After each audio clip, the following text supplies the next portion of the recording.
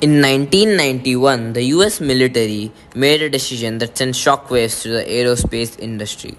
After spending $5 billion, Defense Secretary Chennai pulled the plug on the Navy's top priority, the A-12 Avenger II. It never flew a single mission, it never left the ground. It was the largest contract termination in the Pentagon history. But the tragedy isn't that it was cancelled, the tragedy is that it was destined to fail before the first rivet was even set. To be stealthy, you have to control how radar waves bounce off your airframe. Traditional jets have right angle joints, vertical tails, and intake lips that act like giant mirrors for radar. The A12 design team had a radical solution: remove everything that sticks out. It was a triangular flying Dorito shaped to scatter radar waves away from the source. It was a geometric masterpiece, but it created a nightmare for the engineers. This is where the real engineering goes wrong. The A12 was supposed to be built out of cutting edge carbon fiber composites. These materials are stronger and lighter than aluminium.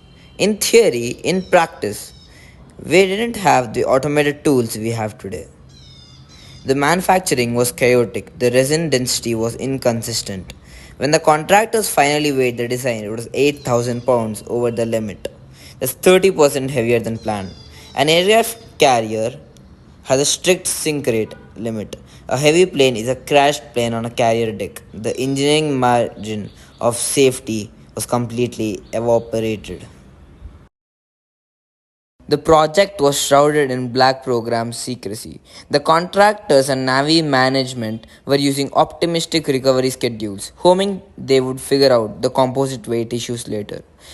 When the truth finally reached Pentagon, the project was 18 months behind and billions over budget.